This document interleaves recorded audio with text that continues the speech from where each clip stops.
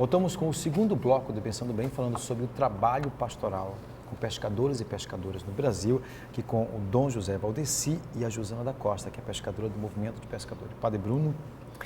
Então, Dom Valdeci e Josana, né, estão celebrando o jubileu com um congresso, né, trazendo em torno de 500 pescadores e pescadoras.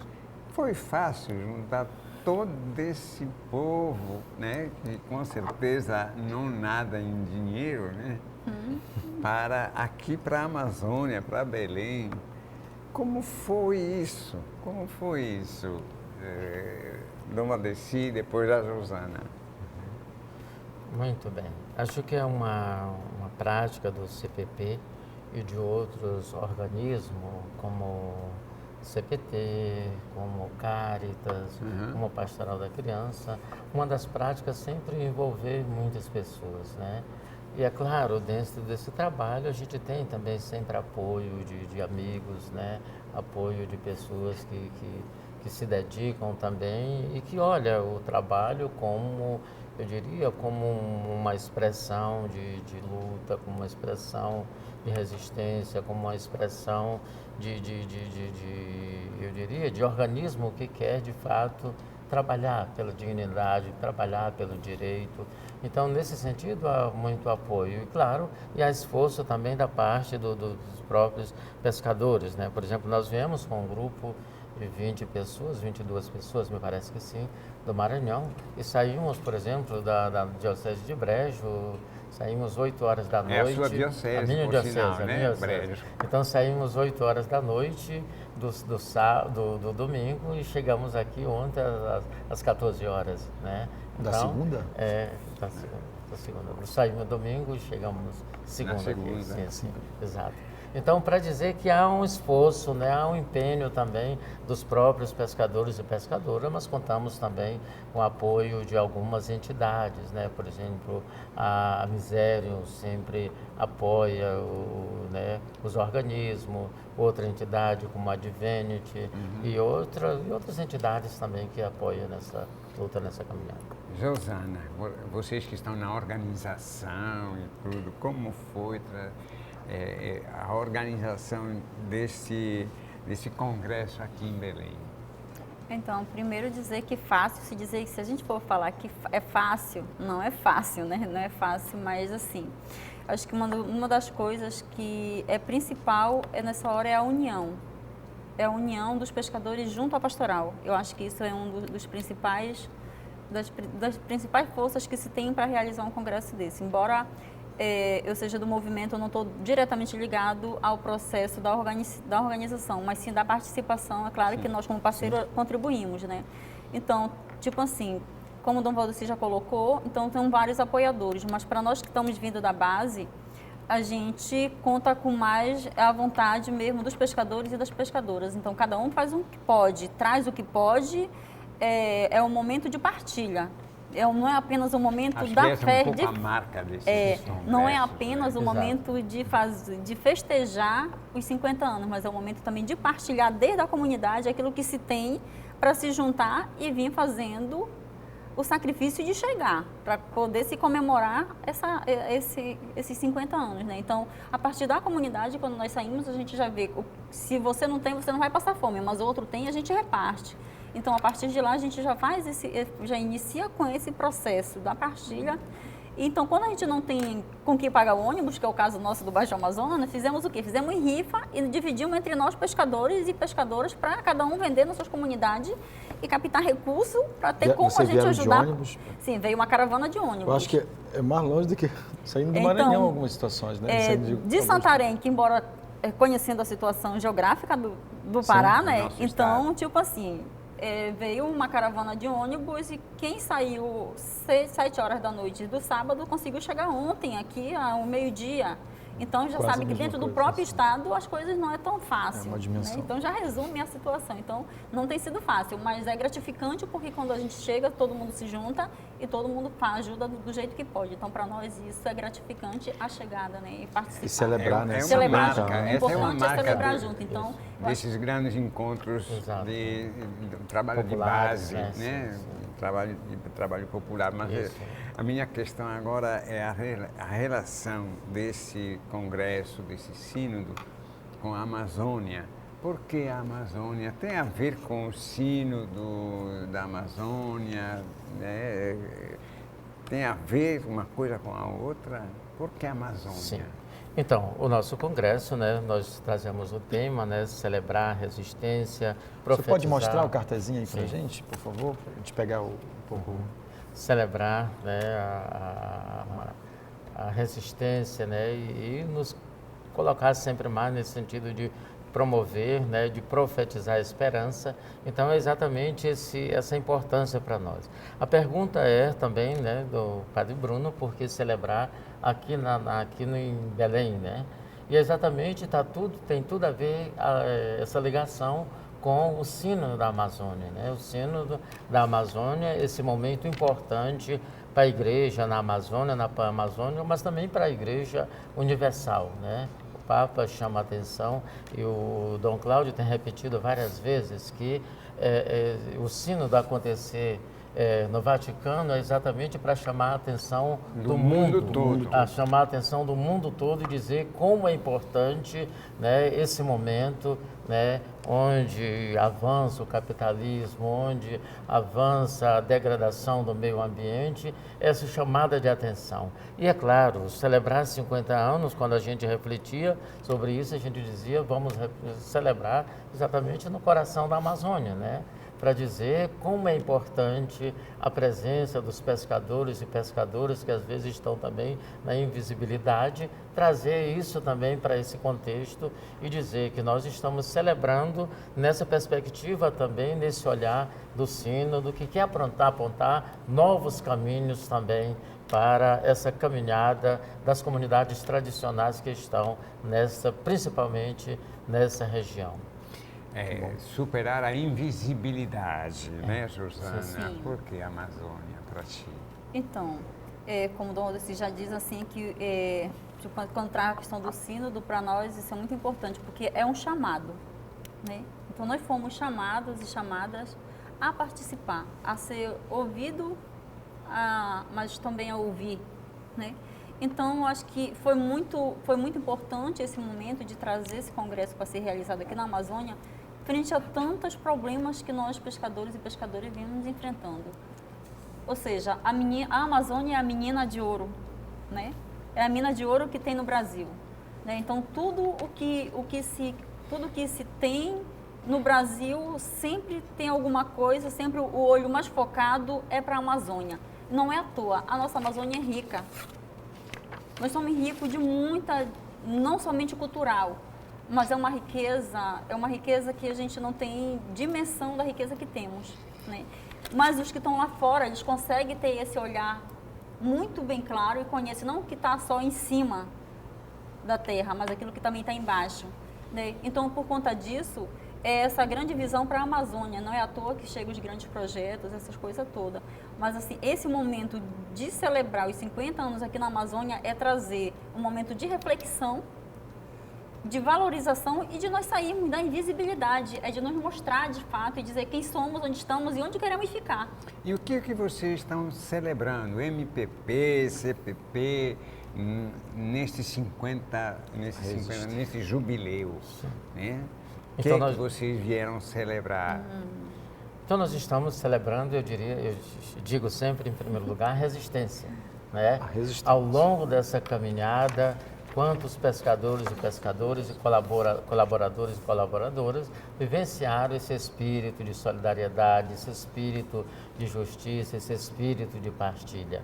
Eu vejo uma das coisas, desde quando eu comecei a participar, sou bem recente, né? Me escolheram como presidente, mas claro, a gente já fazia uma caminhada mais ligada às comunidades eclesiais de base, às comunidades tradicionais, né? E para mim é muito interessante perceber quantas pessoas vivenciaram e vivenciam essa dedicação, né? Eu vejo, por exemplo, é incansável a coordenação do CPP, mesmo com tantas dificuldades, conseguiram estabelecer um escritório em Brasília, um lugar em Brasília, exatamente para que acolha, né, os pescadores do MPP, do Movimento das Mulheres também, que mais ela pode até dizer mais exclusivamente, falar do Movimento das Mulheres também, como é importante se acolher para reivindicar direitos, né?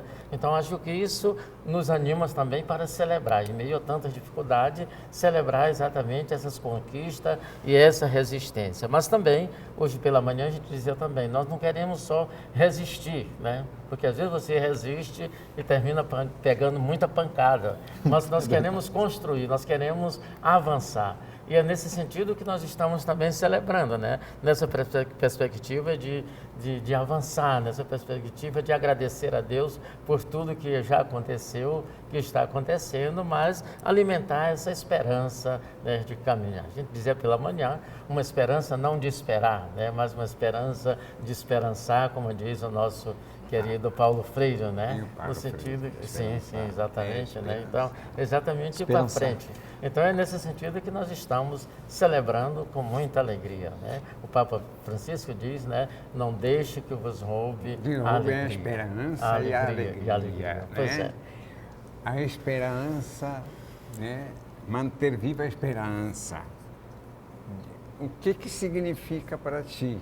Uma pescadora. Manter viva, uma pescadora de Óbidos, né? Do interior da nossa Amazônia, bem no interior da nossa Amazônia. Manter viva a esperança, esperançando. Sim, então, para mim, como pescadora, né, eu acho que, uma pescadora da Amazônia, eu acho que manter viva a esperança é a gente manter esse processo, principalmente da fé e da construção junto. Porque tudo aquilo que venha a ser construído, que venha a ser feito, que seja em prol de nós, tem que ser construído conjuntamente, não pode ser construído separadamente. E esse processo a gente tem vivenciado junto com o Conselho Pastoral dos Pescadores. A gente sempre é chamado, sempre é convocado a ajudar a construir, e por isso nós estamos participando desse processo da festa, mas também da construção da caminhada futura. Então, esse processo de construção sempre junto. Então, isso é viver a esperança, é prosperar a partir do que já vemos construindo junto. Perfeito. Nessa caminhada de 50 anos e também na perspectiva da continuidade dessa caminhada, com certeza os desafios foram, estão sendo e vão ser muitos. Será que está tendo a perspectiva e a possibilidade de extinção de alguns territórios pesqueiros? Nossa. Então, o que é que você tem a dizer disso? Então, assim, olhando o que a luta que já vem sendo feita, a resistência que já vem acontecendo nos territórios, a gente vê que muitos territórios já foram perdidos, praticamente, foram tomados. Muitos pescadores e pescadoras já foram expulsos dos seus territórios em nome do agronegócio, do hidronegócio, dessa coisa do capital, né? Porque a visão do lucro, ela apaga a vida, ela não consegue ver vida, é sempre visando o lucro, né? A exemplo da Samarco, a exemplo do que aconteceu em Brumadinho, a exemplo do que aconteceu em Barcarena, a exemplo do que aconteceu no Rio Doce, que atingiu diretamente a categoria. Diretamente a categoria dos pescadores e pescadoras artesanais. Então, esses são territórios que ficaram praticamente comprometidos, sem ter o mínimo de condição dessas pessoas continuarem sobrevivendo, vivendo da principal atividade, da rica atividade que é a pesca artesanal. Então, isso trouxe grande perca para nós, mas isso não nos desanimou. Isso não tirou a nossa força de vontade de continuar lutando para garantir que outros territórios não aconteça isso. Então, a gente sente que tem muitos territórios demarcados, sendo mapeados para serem tomados, mas a nossa luta ela não para por aqui, nossa luta continua e nós vamos continuar resistindo, lutando e fazendo enfrentamento para que ninguém saia mais do lugar rico que mora para vir para a periferia pedir esmola, vir se prostituir, vir se drogar, porque lá no nosso território nós somos felizes onde estamos e é lá que queremos ficar. Do jeito que a gente é, do jeito que nós falamos, é preciso ser respeitado a cultura e a diversidade. Então, nós queremos continuar nos nossos territórios e vamos continuar lutando, Resistindo. resistindo Certo. sempre. E 2 anos atrás nós tivemos nós chamamos de missão às margens do Rio Doce, quando aconteceu exatamente aquele desastre, crime ambiental de Mariana. Então, por uma semana visitamos várias comunidades e ali, claro, não se perde não só o território pesqueiro, mas fere a dignidade da pessoa, a dignidade da pessoa. Você vê homens chorando porque não consegue mais pescar, ou você vê relato de dizer criança com 9 anos entrou em depressão porque não podia tomar banho no rio, porque não podia tomar banho no rio. E depois, então, a gente percebe tudo isso. Eu fico pensando, por exemplo, São Luís do Maranhão, tem uma região chamada Cajueiro, que tem 5 comunidades, que é uma comunidade centenária, para dizer mais do que centenária, e ali simplesmente querem instalar um grande porto onde atinge de cheio as comunidades que estão sendo ameaçadas, até já com ordem de despejo, até algumas casas já derrubadas, né? Aí você pode pensar também, por exemplo, na diocese onde eu estou, a região marítima, ali com a instalação das eólicas, né, que traz também essa dificuldade grande para os pescadores. Se o pescador fazia 1 quilômetro para chegar ao mar, agora com a interdição daquele local, ele tem que ir de canoa por um rio, 3, 4 quilômetros para chegar ali também, né? Então isso é outra dificuldade. Veja ainda naquela região, por exemplo, chamada extração do calcário marinho, né? Explique melhor, Dom Valdeci, porque acho que essas são realidades assim muito desconhecidas para os nossos telespectadores, e é super importante entender o que se passa, né? E o que é esse sofrimento de quem está nessa ponta. Então, se falando dessas instalações da energia eólica, que às vezes nos meios de comunicação passa como energia limpa, mas na realidade não é limpa assim, né? Por exemplo, eles instalam as grandes torres, né, na praia, onde os pescadores deveriam descer, que é muito próximo para ir pescar, e ali não pode. Quer dizer, há essa coisa praticamente isola aquela área, né? E isso, claro, para não dizer também por onde passa, por exemplo, as linhas de transmissões, né? Que é grandes picos com grandes... Ali, na diocese onde eu estou, por exemplo, teve um município muito pobre que esses linhões passou por cima de 14 comunidades. Quer dizer, mexe ainda com ameaça e conivência, a gente poderia dizer, do próprio judiciário nesse sentido. Então, isso é gravíssimo, né? Essa coisa, por exemplo, do calcário, extrair o calcário marinho, né? Quer dizer, com dragas, com grandes dragas, que eles vão lá e aquelas barreiras do próprio calcário, que eles dizem que é morta, e os pescadores afirmam que não tem nada de morto, é onde os peixes vão se alimentar, mas próximo também é onde os pescadores vão pescar ali também. Então, destruindo isso, afasta os peixes, né, e vai poluindo também a própria região. Então, isso causa também um impacto muito negativo em relação aos pescadores. E isso é perca dos territórios, né? E aí a gente poderia enumerar, né, o caso, por exemplo, de Brumadinho, né, como já foi dito, o caso de Mariana, né, o caso aqui de Barcarena. Nós vamos, né, voltar exatamente. Vamos dar Então, no último bloco, terceiro bloco, falar um pouquinho sobre essas distinções. Super importante isso. Certo. Muito obrigado, Valdeci. Nós vamos para um breve apoio cultural e voltaremos com o terceiro e último bloco do Pensando Bem, falando sobre o trabalho pastoral com os pescadores e pescadoras no Brasil.